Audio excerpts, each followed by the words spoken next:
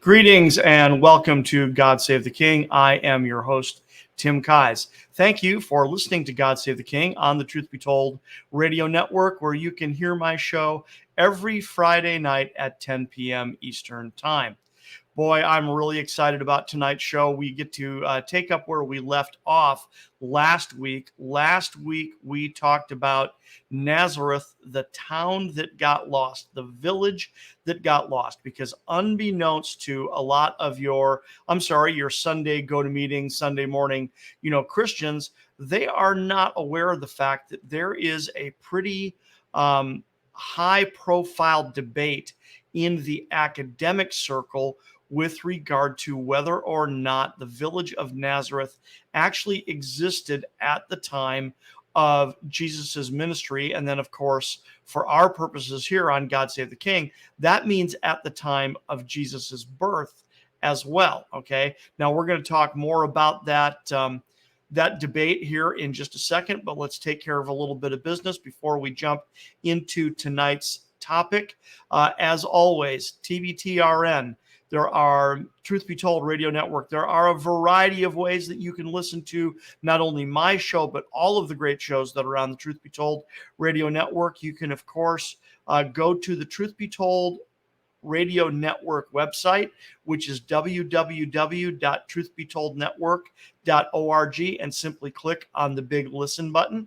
Also, you can check us out live if you want to listen live using any smart device. So that means, of course, Alexa, Google, and Apple home devices, as well as your smartphone. So you can say, hey Siri, listen to Truth Be Told Radio Network, for example, and you will be connected to TBTRN and listen to your favorite shows that way. Also, God Save the King and all of the other great shows on TBTRN are available on pretty much all major podcast platforms. So that means Amazon, Audible, Anchor, et cetera, et cetera.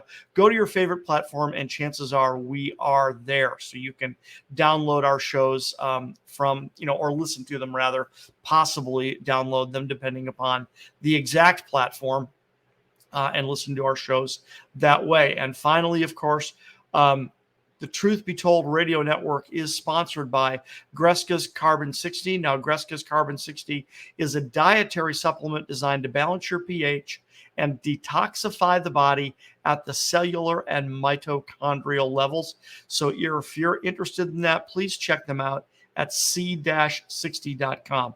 That's Greska's Carbon 60 at c-60.com.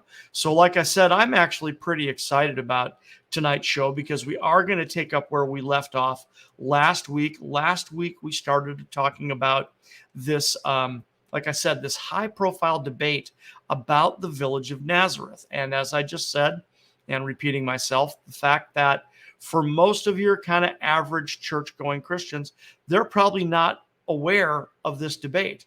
And on one hand, it kind of doesn't matter because as a Bible-believing Christian, as a follower of Jesus Christ, I believe in biblical integrity, and therefore I believe that the town of Nazareth absolutely existed, and that the quote-unquote evidence or lack of evidence that is promoted by the skeptics in this area, either they're just missing something or they have a bias. And I'm not saying that flippantly. I'm really not saying that casually to get myself off the hook here. But more often than not, when I dig into the evidence for debates such as this, that is frequently what I run into. I run into a bias. Okay, there are a huge group of scholars and academics out there that are biased against the Bible, and they are not remotely, what's the word I want to use? Not just unbiased. There's they're not objective. That's the word I want. They're really not objective about it. They claim they're objective, but they disregard or reject biblical evidence before they even begin to look at it. They want to treat the Bible as a separate category of evidence. And I've run into this more often than I care to admit. I was having a conversation with a gentleman one time, and we were talking about an interrelated subject, and he said, yeah, well, I believe that the Bible should be, treated with, you know, additional criticism, right? In other words, that when you look at the Bible, that it automatically has to meet a higher standard than other resources. And I said, dude, that is so wrong in so many ways, because that's not being objective, that's being biased. That's not objective critique. I'm fully behind objective critique. There's nothing wrong with that. You want to take a good, hard, critical look at your evidence. That's one thing. There is absolutely nothing wrong with that. And of course, the Bible should land in that category along with everything else. But that isn't what you just described. What you described is bias, right? And therefore, and I went on to tell him that, one of my favorite comparisons is to say, okay, well, let's look at the literary evidence, the documentary evidence. In other words, books and historical records that were written about the same time. So if you're looking at, one of the gospel records, for example, the Gospel of Matthew is widely believed to be the earliest of the New Testament records that was written down. Roughly 50 to 53 BC was when the Gospel of Matthew was written down. Now, of course, we don't have, originals, quote unquote, anymore. And that's always a part of an uneducated skeptic. That's always a part of their argument. And frequently, even with an educated skeptic, oftentimes that's part of their argument as well, that they don't recognize that we have to treat all documentary evidence the same way. So it doesn't matter whether you're talking about the Gospel of Matthew or one of the Pauline epistles, or whether you're looking at an apocryphal work such as the Proto-Evangelium of James or the Psalms of Solomon, or whether you're looking at a quote unquote, here you go, loaded terminology here, whether you're looking, and for those of you that are audio only and not seeing me on video, I'm holding up my hands in the infamous air quotes, a quote unquote secular record, right? Because one of my favorite ones to compare things with is Julius Caesar's commentaries on the Wars of Gaul. And part of the reason we picked that is because it lands right in the same time frame as some of these other documentary records. So if you're talking about Julius Caesar's Wars of Gaul, right? Or whether you're talking about the Res Gestae of Augustus, right? Or the Gospel of Matthew or the Psalms of Solomon, these are all written within about 100 years of each other. So that is very close time frame for these things. And then they have to be critiqued the same way, right? And so my friend, that I was having this conversation with, who insisted that the Bible needs to be treated with extra scrutiny because it's a religious text, you're betraying the fact that you don't know much about how this works, or that you don't know much about the people involved. Because Julius Caesar, for example, was Pontifex Maximus. He was the head of the Roman religion. So even though he wasn't necessarily claiming to write a religious document, this is an extraordinary religious man. Okay, extraordinarily religious man who believed in his religion. Now, that's a very, very different religion. But if you're going to critique one religious text and not another with different rules, then I'm repeating myself, that is bias.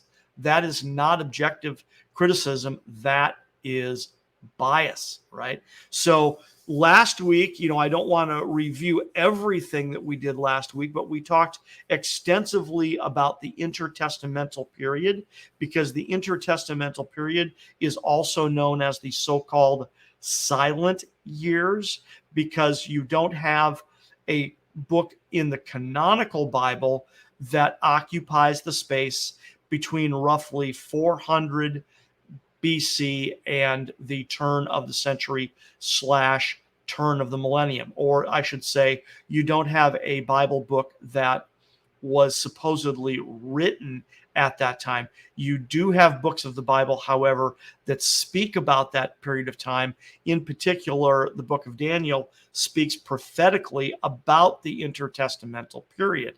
So this is a very intriguing period of time to study because of the documentary evidence. You have the canonical book of Daniel, which prophesies about the intertestamental period, speaks of it prophetically, speaks of it in advance, and speaks of it very accurately in advance, by the way, which of course the skeptics hate that, and they want to claim that therefore the book of Daniel had to have been written after those events, but they get tripped up there because the book of Daniel was translated into the Septuagint and therefore translated into Greek prior to several of the events that it prophesies concerning, and therefore you can't have a book written and translated from one language into another and then try to beforehand and then try to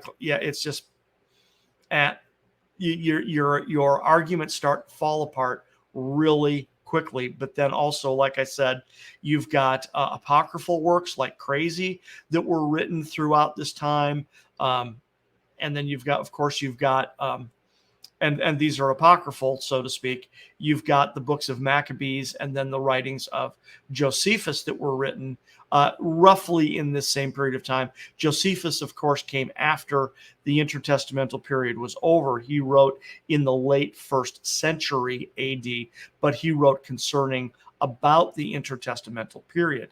In other words, he covered the events that occurred at that time. So this is often referred to as the silent years because you don't have a canonical book that was written during that time. But this is a very provocative time period to learn about and to read about and to study because of, as I said, these apocryphal and pseudepigraphal works. We talked about that extensively last time. The fact that a lot of apocryphal works were written during this period of time, okay? And that's very intriguing because apocryphal and pseudepigraphal works tended to be ascribed to someone who, frankly, could not possibly have written the work. We talked a lot about the Proto-Evangelium of James. I know I talk about that book a lot. Now, that's an apocryphal book from later, written roughly 200 AD, but we also last week started talking about the Psalms of Solomon. Now, not the Song of Solomon and not the canonical Psalms of the Bible, right? These are the Psalms of Solomon. This is a small collection of Psalms that are attributed to Solomon that were written in the middle to late 1st century BC. Well, clearly Solomon was not alive. He could not have written them. So why do these authors attribute, because that's what pseudepigrapha and apocrypha means, why do they attribute these writings to these authors? Because from our point of view, when you can immediately recognize that it couldn't possibly, the Proto-Evangelium of James could not possibly have been written by James. And yet the very last line of that book claims that it was written by James, the brother of Jesus. Okay. So someone did that to try to loan it credibility. But of course, from our perspective, looking backwards, because we can examine things about the document and discover that, and I'm sorry, it was not written during James' lifetime. So the fact that whoever did write that down, put that in there, now he wrecks the credibility of the book, right? Same potentially with the Psalms of Solomon. Could not possibly have been written by Solomon. So why did they do that, right? So lots of crazy stuff and lots of interesting things to look at. But what we're going to talk about today is, we're going to dive back into, okay, once again, now we're going to go back into this debate about the village of Nazareth, whether it did or did not exist. Now, like I said, I've already tipped my hand. I am a Bible believing Christian. I am a follower of Jesus Christ. I believe in the integrity of the scriptures. Okay. I am very orthodox. Okay. But I also believe in really doing your due diligence. And when something like this comes up, okay, I'll look at it. I'll read it. I'll take a look at it. I'll read your criticism. I'll see if there's something going on that maybe I need to know about. And they bring up some very provocative points. I will say that there's a couple of extremely provocative points that are brought up in this debate. You know, the fact that because of what we're doing here, we're looking at the village of Nazareth in the late Second Temple period. Okay. Or I should say in the Second Temple period, late Second Temple. Okay, that's fair, because by Second Temple you do mean the temple that was rebuilt by the captives that returned from the Babylonian captivity, but then was also remodeled by Herod. Okay. So that's the Second Temple. When we say Second Temple period, that's what we're talking about. So this is a very provocative time to look at. But if you're talking about Nazareth of the Second Temple period, that means you're talking about quote unquote Old Testament Nazareth. And that is one of the challenges, is that the village of Nazareth is never mentioned in the Old Testament. Very, very provocative. Never mentioned in the Old Testament. So when you look at, for example, we mentioned this last week, when you look at the tribal allotments under Joshua, when Joshua finally led the children of Israel into the promised land after the wilderness wanderings, and then, you know, after the death of Moses, and it's Joshua that gets to lead them in, you know, they divide up the land according to their tribal allotments. And the tribal allotment to Zebulun, the tribe of Zebulun, is Galilee. And when you read, again, in Joshua chapter 9, specifically verses 10 through 15, you have the fact that there are a number of Galilean cities and sites are mentioned, and they're in the vicinity of Nazareth, but Nazareth itself is not mentioned. Okay, so that is very, very provocative. Now, that doesn't automatically mean that Nazareth did not exist at that time, at the time of Joshua. It may have existed, but it may have existed under a different name, so that the name of Nazareth was used later on. Also, the time of the conquest of Canaan, that is significantly earlier than the Second Temple period. That is, hundreds of years have transpired, have gone by, and hundreds of those years includes the Assyrian captivity.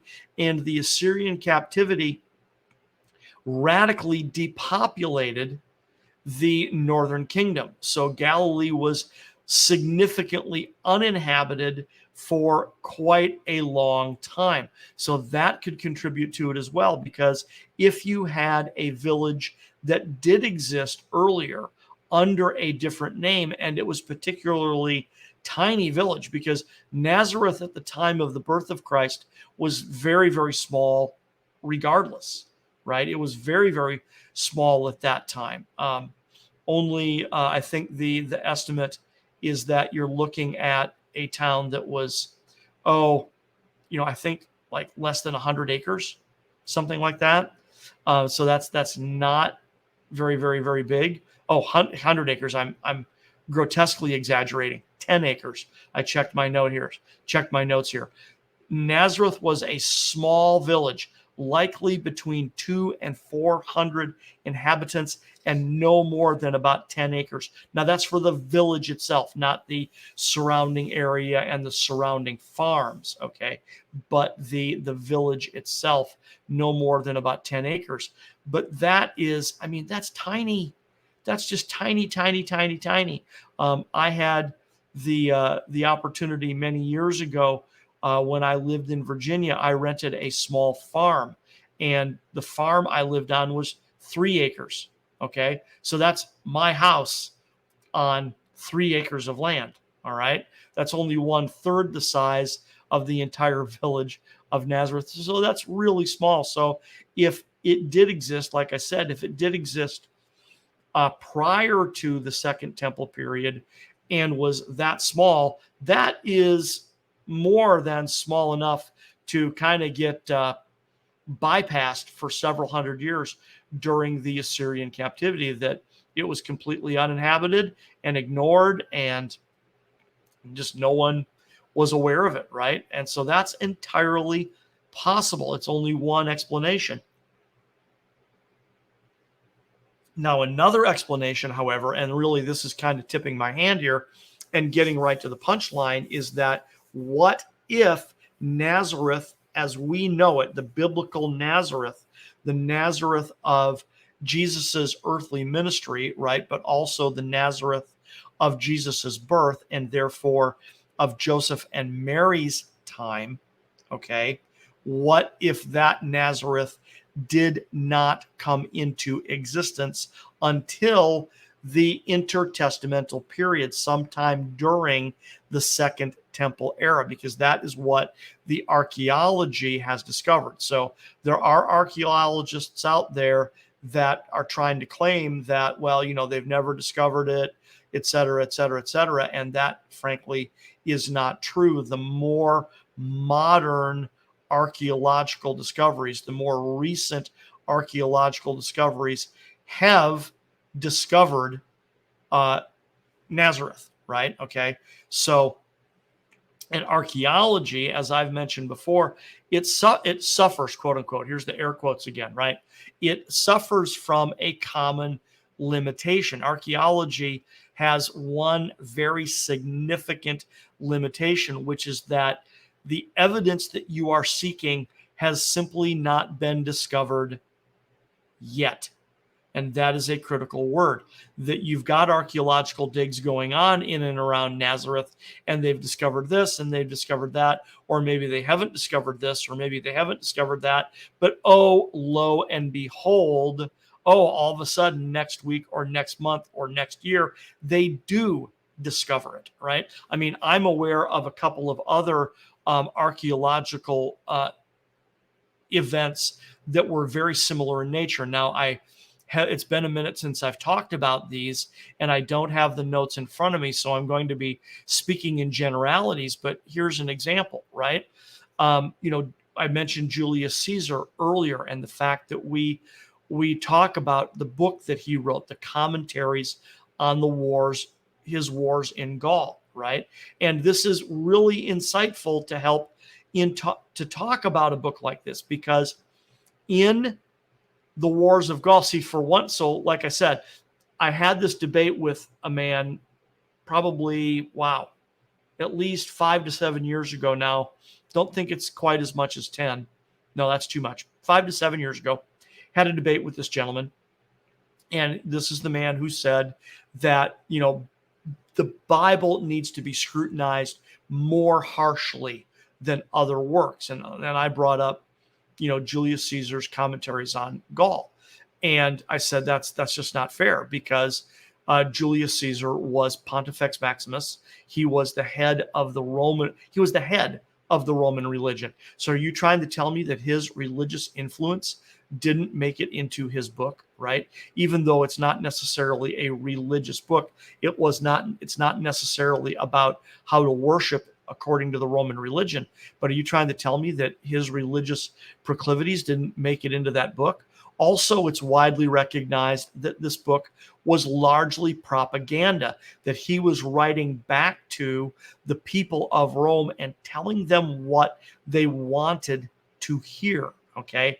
And I don't remember the exact timing of this discovery. That's part of why it is absolutely provocative, because in his commentaries on the Wars of Gaul, he mentions that I think he visited Great Britain, what we would call Britannia, right? Or what the Romans would have called Britannia, right? Twice. I think he crossed the channel and landed in England twice, if I'm not mistaken, right? Well, this has been highly scrutinized and highly criticized, right? Because while Roman presence in England is not debated, Roman presence from Caesar's era is debated. That's what is very interesting, is because a lot of archaeologists are quick to point out we have no Roman ruins or artifacts or coins or whatever the case may be from the Caesarian period. Okay. So there you go. So this is very interesting. But right about that same time that I was having this debate with this man, I discovered on the internet that archaeologists had just recently discovered Caesarian era ruins in Great Britain. See, so there it is. So archaeology suffers from a very common limitation, which is that the thing you're looking for may not have been discovered yet. Critical, right? I mean, now I use archaeology when I talk about Bethlehem, right? And Bethlehem is worth mentioning because it was a small village as well, right? And there's been archaeological digs going on in and around Bethlehem for 175 years at this point, right? And one of the things I point out is that, a central feature of the traditional nativity story is this so-called inn that Joseph and Mary were rejected from, that they arrived in Bethlehem, that Mary is ready to give birth any second, that they go to the local commercial travelers inn, and that they are turned away by the innkeeper, and that the innkeeper, we use a little bit of artistic license, and we suggest that the innkeeper allowed them to stay in the stable attached to the back of the inn. Or we go so far as to suggest that the inn was actually a khan, a Middle Eastern, okay, not a motel the way we think of it, right? Which, as a matter of fact, those types of inns didn't exactly exist yet. And also, and there's the key word again, yet, right? What we think of as an inn, right, didn't fully exist in that part of the world just yet, okay? Inns did exist in the Roman Empire at that time, and they were similar to what we would think of in the nature of like a motel, frankly, right? Inns did exist in the Roman Empire, but that was more in the Western Roman Empire, right? Not so much the Eastern Roman Empire, where you were much more likely to find a khan, or what is also known as a caravanserai, or some people pronounce it caravanserai, right? Which is where a caravan would stop.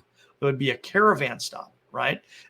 But in all, so I make a conclusion here, and I freely admit this. I am making a conclusion. Now, it's corroborated by other evidence, right? The ultimate evidence with regard to the no motel in Bethlehem is the fact that isn't what the Greek says in the Bible. In the Greek Bible, it says there was no room in the guest room, right? But in archaeological discoveries in and around Bethlehem, they have never found a commercial traveler's inn or a khan. Haven't found one, right? Now, if someone's aware of that, please let me know. Please contact me through my website, because I do want to correct that and then also look into it to see whether it is a possibility. I don't believe it is because of the documentary evidence, the biblical evidence, but we need to take a look at that. So anyway, back to the archaeological evidence with regard to Nazareth. Okay, there was a very famous book published called The Myth of Nazareth, the Invented Town of Jesus, by a man named Rene Salm. And this is the book that really sparked much of the debate. Now, he's not the only man on this side of the debate. But this is probably the most significant critique of this idea that Nazareth didn't exist. And he wants to claim that it was invented, that Judeo-Christian religionists, invented the town of Nazareth. That while he allows for the fact that it existed, later on, okay, he wants to say no at the time of Jesus's ministry and no at the time of his birth, that Nazareth did not exist, and that the biblical writers of later on, that they just borrowed the name and invented a city, okay, that would fit the description that they wanted it to fit, right? That they were just making the story up, and we're just gonna make it up. But the irony is that according to experts from the Israel Antiquities Authority, okay, the ruins of a domestic house with a few small rooms and a courtyard, along with local Galilean pottery, Hasmonean coins, limestone cups and bowls, that were typically used for Jewish purity rites in the Herodian period, has been discovered in Nazareth. And then, according to the IAA, the Israel Antiquities Authority, the IAA's chief archaeologist Yardena Alexander, concludes, right, that this find lets us know that Nazareth was settled in the late 1st century BC, right? See, and that makes complete sense because, as I have suggested before, right, because the intertestamental period is the so-called, air quotes again, silent years, right? Well, then it makes sense that Nazareth is not mentioned in the Old Testament because it wasn't there yet. And then the fact that it popped up during the so-called silent years is a big part of why then it doesn't get mentioned until the gospel writers, and then that includes Luke, who mentions it in the book of Acts as well, when they start writing about Nazareth, probably somewhere in the neighborhood to 75 to 100 years after Nazareth came into existence, or maybe even, 100 years, roughly. I'd say roughly 100 years after Nazareth was settled was when the gospel writers started writing about Nazareth, right? Okay. And so, and this determination by the Israel Antiquities Authority is corroborated by the Nazareth Archaeological Project, okay? And this is based out of the University of Reading in the United Kingdom, and this is Professor Ken Dark. Ken Dark writes in the Bulletin of Anglo-Israel Archaeological Society, he writes, available archaeological evidence from the center of contemporary Nazareth. By contrast, in other words, he is critiquing Renee Salm's work. He says, by contrast, suggests that the settlement of Nazareth existed in the Second Temple period. Okay. And then he goes on to say that the underlying premise of the book, meaning Renee Salm's book, the underlying premise of Renee Salm's book, that by reinterpreting archaeological data, one could show, in other words, he says the underlying premise that reinterpreting the archaeological data to show that Nazareth did not exist is flawed, okay? And its central research question is scientifically invalid. In other words, so on one hand, you could potentially say that you've got archaeologists on both sides of the argument, but here you have a man from whose life work is the archaeology in and around Nazareth, says no, Renee Salm's work is invalid. It's totally invalidated. We've discovered an archaeological find in Nazareth that confirms that Nazareth did exist in the Second Temple period.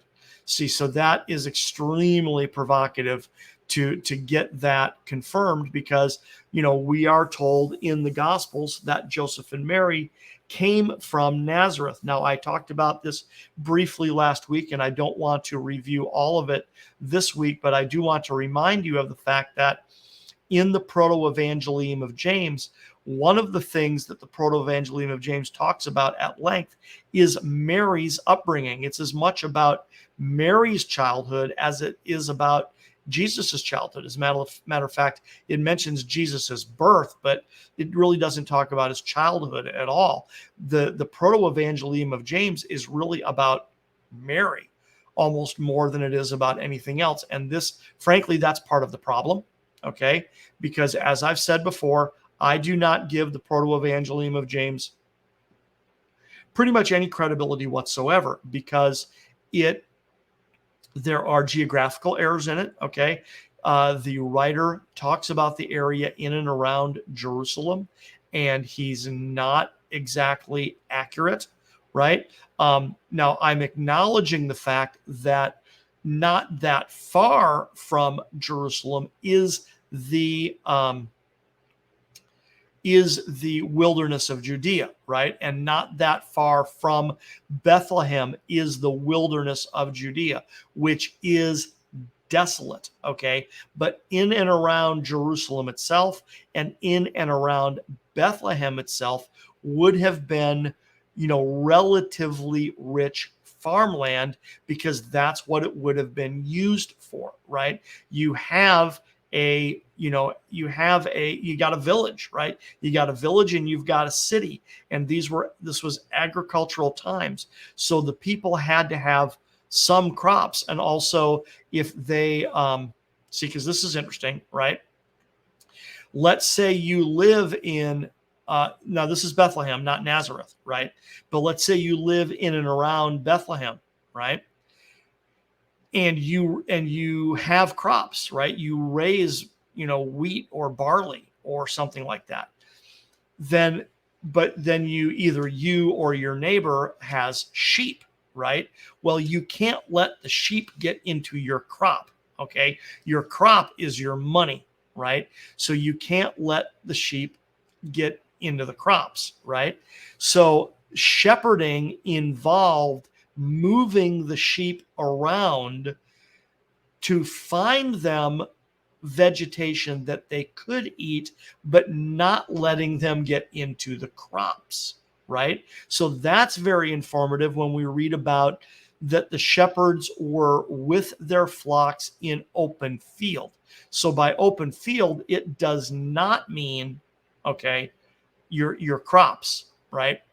Doesn't mean they're not going to be anywhere near a crop. Open field suggests that they are taking them far enough away. See, because we read that it says they were near Bethlehem. They weren't in Bethlehem, they were near Bethlehem. So they were far enough away that they weren't in the crops for the local area, right? Also, if it was the middle of winter, see, as the traditional nativity story goes, that the shepherds were watching their flocks in open field in the middle of winter, right? Well, see, the crops wouldn't be an issue in the middle of the winter. They're dormant at that time, right? Anyway, but let's get back to Nazareth here, because the point being is that, we learn a lot from the archaeology that, number one, Nazareth definitely existed. You've got archaeologists that are saying, no, sorry, guys, we have a find from Nazareth from the late 1st century BC, from the Second Temple period. Nazareth was definitely there. But the reason I brought up, again, the Proto-Evangelium of James is it talks about Mary's upbringing, and it plants Mary's upbringing in Jerusalem, right? And that isn't, now Scripture does not address her upbringing directly, okay, but it does tell us directly that when we are introduced to Mary and Joseph, that they both live in Nazareth, right? And a whole truckload of the Proto-Evangelium of James takes place in Jerusalem, that Mary was brought up in Jerusalem and that she lived in the temple and things like that. And it just constructs and manufactures is the better word. It manufactures an early life for Mary that is just close to impossible to believe, because it is so foreign to what really could have and would have happened at that time, right? It just is horrendously unlikely. Also, given here's a good one. This just popped into my head. Given when the writer of the Proto-Evangelium of James wants Mary to have lived at the temple, okay, that would have been the reconstruction under Herod. That's when Herod would have started the reconstruction. And that is extremely provocative because, they didn't close the temple for Herod to do the reconstruction, but that would have been a really, really big deal. And if Mary lived in the temple precincts, isn't it kind of interesting that maybe that didn't get mentioned, that it was during Herod's reconstruction, his remodeling, things like that. So anyway, back to Nazareth, right? I want to talk about Nazareth and kind of finish up here because of this debate, because the archaeology has pretty much been, that component of it has pretty much been debunked, but there was a second half to the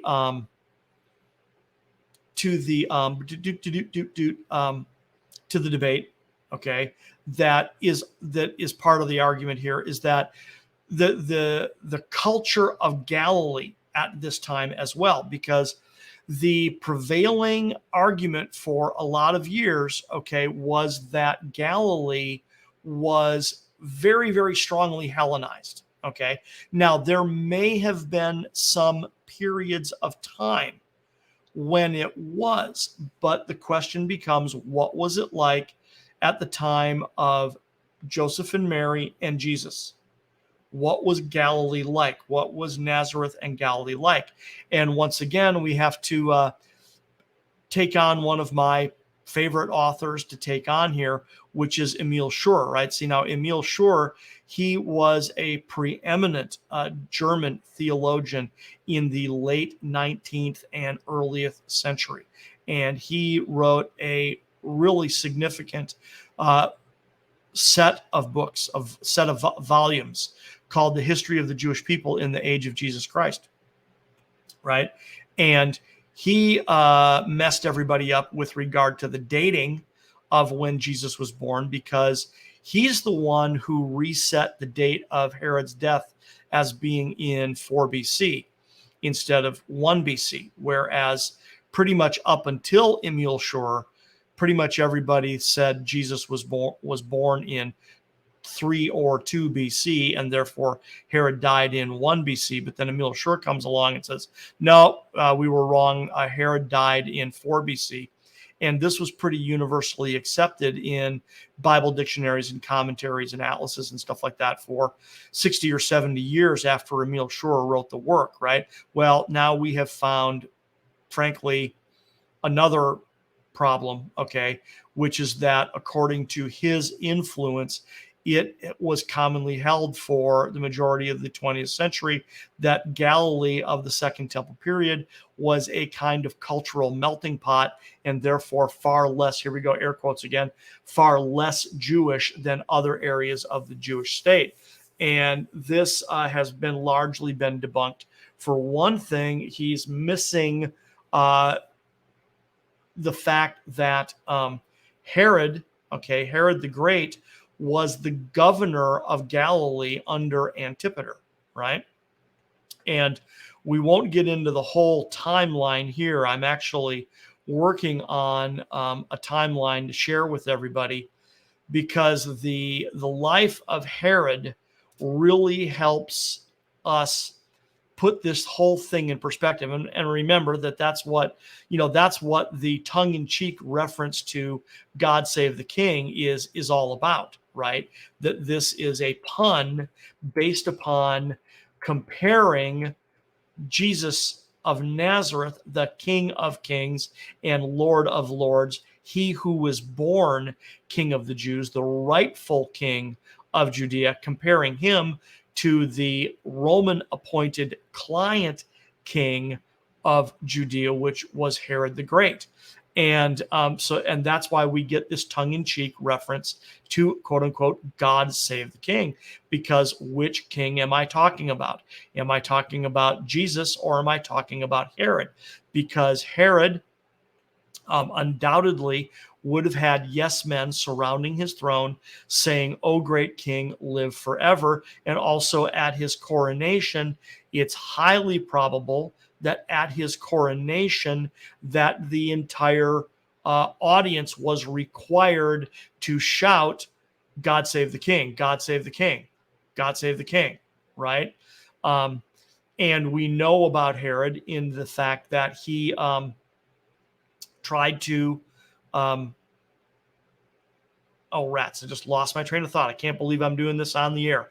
Lose my train of thought on the air. The fact that, he wanted to be looked upon as this, amazing king, and, wanted to be celebrated and wanted to run his kingdom, so he was told, God save the king, about his life. And that, like I said, that's in direct contrast to, Jesus of Nazareth. But as I was saying a minute ago, if we kind of follow his life as a timeline, it really helps put a lot of things in perspective. So one of the things that happened was that Herod and his brother Faisal and his father Antipater, they had to change allegiances with Rome on several different occasions, right? See, because first it was Pompey who came in and conquered Jerusalem, and Antipater and Faisal and Herod had to back Pompey, right? But then Pompey went to war against Julius Caesar, and they became backers of Julius Caesar. But then Julius Caesar was assassinated. So then they had to decide whether to remain loyal to the Caesarian party or to become loyal to Caesar's assassins, right? And then it was Cassius who was appointed to be in charge of the Roman East. And so initially they turned away from the Caesarian party and were initially supporting the assassins in the person of Cassius, because he was put in charge of the Roman East. And when Cassius came to the East, okay, he had to raise war revenue, right? Because he's about to go to war with Mark Antony. So he is raising war revenue. So Cassius put it upon the Judean leadership, which was Antipater, okay, was the governor of Judea, okay. The Jewish high priest Hyrcanus was completely a puppet by this point. It was Antipater that was the governor. Hyrcanus was the ethnarch, the national leader, but he was completely a puppet. So Cassius charged Antipater, and then Antipater charged Faisal and Herod with raising war revenue. Well, this is when Herod was the governor of Galilee, right? He was the governor of Galilee, and he managed to raise a lot of money out of Galilee, right? So this is part of this argument about what was Galilee like? What was Galilee, and therefore Nazareth, like during this period of time, right? And some scholars have tried to tell us that, Galilee was just totally backwater, and that, nothing significant, came out of Galilee and nothing really happened. But Galilee was a hotbed of, frankly, Jewish patriotism, okay? It was a hotbed of Jewish patriotism. Listen to me, okay? So what that tells us is that the answer to the question as to whether Galilee was Hellenized or Jewish is, we're kind of getting the indication that, yeah, it was kind of both, right? It was, like I said, it was a hotbed of Jewish patriotism, right? One of Herod's primary responsibilities when he became governor of Galilee was to put down all of these rebel guerrillas that were operating in and around Galilee. Well, the word rebel is subjective.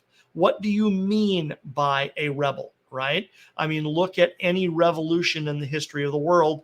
Of course, the best one for us to look at as Americans is look at the American Revolution, right?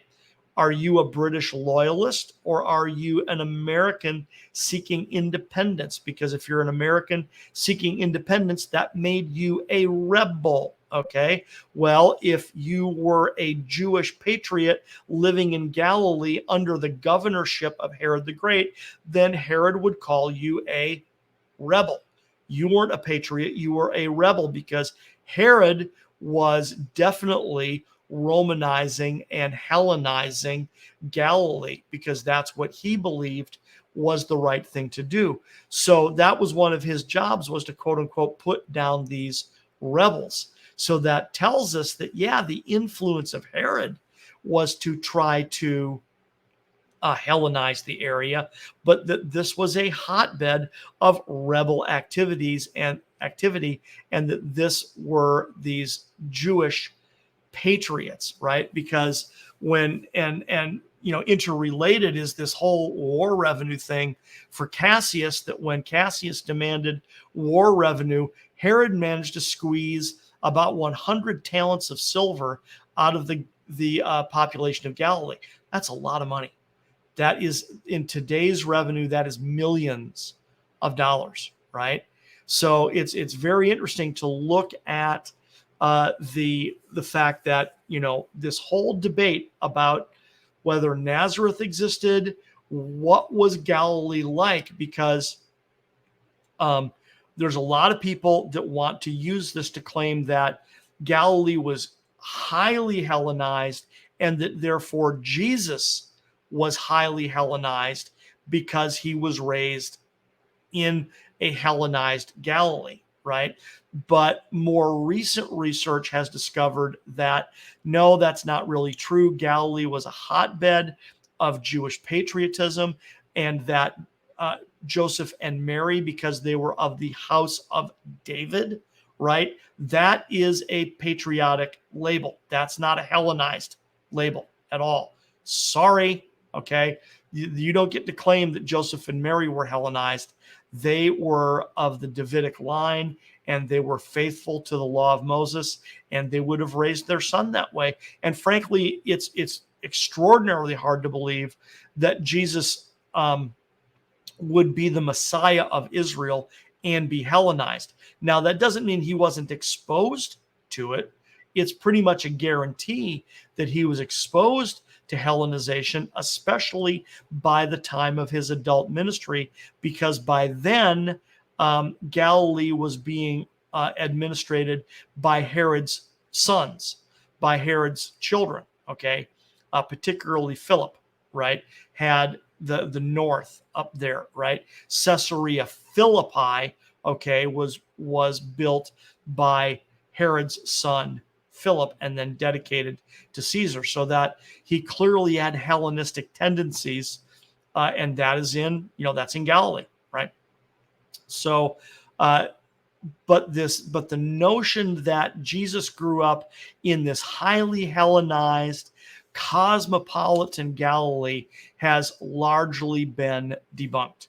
It really didn't exist like that. So the Jesus that we know, the Jesus of the Bible, was of the house and lineage of David. He would have been raised in accordance with the law, and that Galilee and Nazareth of this day and time would have been, like I keep saying, a hotbed of Jewish nationalism, even in and amongst leadership and rulers that wanted to Hellenize the area.